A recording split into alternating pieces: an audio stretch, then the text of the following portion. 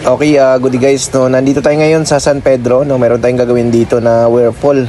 So ito guys, E920 ang problema nito, no. So ito nga titingnan namin kung E920 nga ba yung error, no. So yun po ang sabi ng customer na E920 daw yung error nito, no. So ayan nga, E920, no. So sa mga nilabas natin guys na E920 dati, no, sa ibang model kasi yun, no, yung pinapalitan natin ng driver board, no. So ibang model yon na Whirlpool, no. So ito naman iba rin, no. So tingnan natin kung ang E920 dito is same din ang problema, doon din ba sa driver board, no. Kasi iba ang model nito guys, no, at saka iba ang design ng board nito. Hindi tulad doon sa isang model na kapag mas madali siya nating palitan yung pinaka driver board niya, no, yung isang model, no. So ito ay yung medyo old model ito guys. No, so dito ang gagawin namin, buksan muna natin yung control niya, tingnan natin, silipin muna natin yung pinaka board. Check natin kung baka kasi may mga sunog-sunog na. So step by step pa rin ang gagawin natin, no? Check natin. So ito yung control board niya guys. Silipin muna natin, no? Baka kasi may mga sunog na dito, no, bago tayo mag-proceed doon sa baba, no. So ayan. So E920, kadalasan kasi yung mga itong model, ang sakit nito ED1, ED2, yun lagi yung sakit niyan, U4, no. So ngayon mayroon tayong E920, no. So i-confirm lang natin kung ang problema niya is yung driver board din, no, tulad dun sa mga bagong modelo. So ito nga, binabaklas natin para lang ma-check natin yung condition nito guys, no, para step by step tayo. So mga gusto pa na magpa-service sa amin, message lang kayo sa aming Facebook page sa Norcia Repair Shop, no. By schedule lang guys yung ano sa amin, no. So at least 1 day before makapagpa-schedule kayo sa amin, or 2 days before, kasi nga halos punuan kami lagi guys sa schedule, no. So ito nga, tinignan namin, wala naman kaming nakitang indication na may sunog yung mga electronics dito. So ibabalik lang natin, no, mag-proceed tayo doon sa ilalim, no. Ayan, subuksan natin to guys yung pinaka-ilalim para ma-access natin yung pinaka driver board nito. So ayan, buksan natin to guys, no, gamit tayo ng screwdriver. So ayan, no. So sa mga bagong technician na gustong matuto, panoorin nyo lang guys yung mga video natin sa YouTube, no. Nandyan ang mga tutorial natin. So halos lahat naman tinuturo na natin, no, kung anong mga dapat gawin para makakatulong tayo doon sa mga nagsimula pa lang, no. So kung kayo po ay mag-technician, lalo na sa washing machine, masterin nyo lang guys yung function ng washing machine, yung mga errors. So madali na lang yan, no. So paulit-ulit na lang naman kasi ang problema ng mga washing machine. So kailangan lang ma-master nyo guys, no. Una lang naman ng medyo mga ngapa kayo, pero kapag lagi nyo na-encounter yan, ma-master nyo na rin, no. So ayan, so ito na nga, tinatanggal na natin yung pinaka motor dito at saka yung driver board nya, no, para ma-check natin kung yun ba talaga ang problema. So ang pagtanggal ng driver board nito guys, tanggalin nyo talaga yung pinaka motor, kasi nga nakakonect sa motor mismo yung pinaka driver board ng ganitong model. So ayan, babaklasin lang natin. So yun, no. So yun, no, medyo ano tayo ngayon guys, no, sa dami ng schedule natin, medyo pahirapan yung schedule namin ngayon, no, dahil ang dami nagpapagawa ng mga aircon, ang dami rin nagpapagawa ng mga washing machine, no, sabay-sabay. Sa washing machine kasi guys, walang season, no, unlike sa aircon na pag tag-init malakas yung aircon, pero sa washing machine guys, walang season po.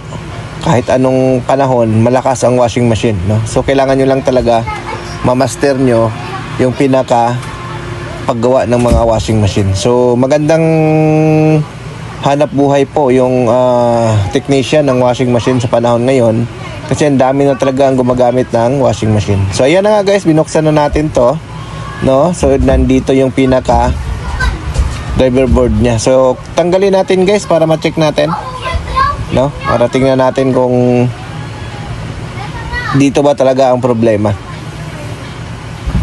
So yan. So ito guys, medyo mahirap din to guys baklasin, no, yung driver board nito. Kaya kailangan marunong din talaga kayo guys. Hindi to kaya i-DIY guys yung ganitong problema.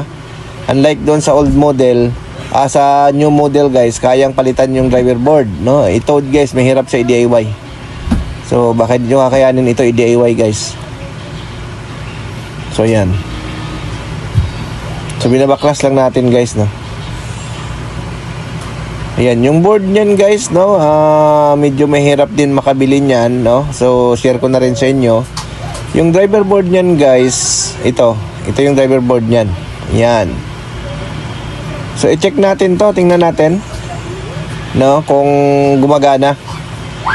Tingnan natin kung anong sira, no. Check natin, gamitan natin ng tester. Silipin natin kung shortage na ba yung board na to. Yan. So, ito yun guys, no. So, titingnan natin, wala naman tayong nakitang sunog, no? Pero, napansin natin na ito, titesting muna natin yung pinaka-motor, no? So, okay naman yung mga resistance ng motor. Ang pag-reading ng motor, guys, 3 terminal, equal reading yan. So, ito, sukatin natin, gamit tayo ng resistance. Tingnan natin yung IPM nito, no? Sukatin natin. Tingnan natin. So, ayan guys, napansin natin guys, kilo ohms na yung na-reading natin. Ayan, no? Ayan, kilo ohms na. So, ibig sabihin guys, shortage na itong board na ito.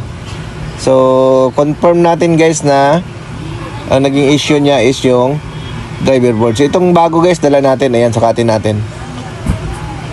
Ayan. So, yan. Dapat mega ohms yan guys, yung 3 terminal. Hindi dapat kilo ohms ang marireading nyo dyan. So, mega ohms dapat. Sa resistance guys. So, confirm natin na sira, no? So, ayan.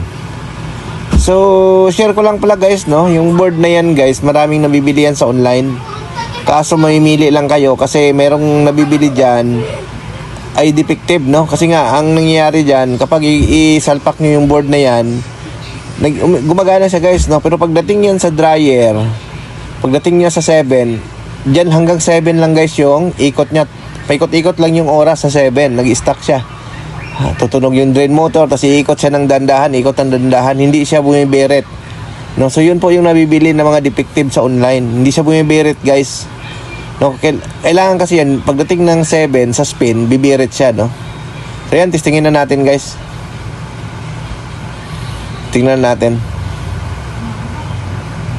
So yan, lagyan natin sa spin, tingnan natin kung mag-error pa. Ayan. So, wala na siyang error guys, no? So, ibig sabihin, good na siya, no? Ayan, tingnan natin kung iikot na yung motor dyan sa likod. So, ayan.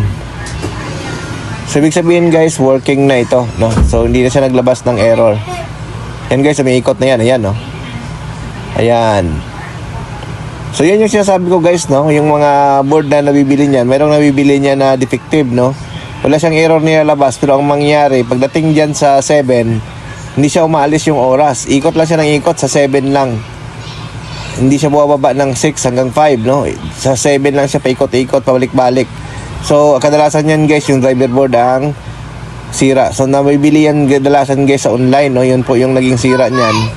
Yung pagdating sa 7, hanggang 7 lang siya. Hindi siya umaalis. Tapos, iikot lang siya ng iikot, no? So, baka makaka-encounter kayo niyan. Driver board din ang problema niyan guys, no? Or kung may makahuyan naman kayo guys, mayroong hall sensor yan sa driver board, pwede nyong palitan. Yun ang kadalasan naging problema yan guys, based sa experience namin, na pagdating ng 7, hindi siya umiikot, hindi siya bumibirit. So yung driver board niya ang may problema. So yan, ito guys, okay na ito. Okay? Thank you.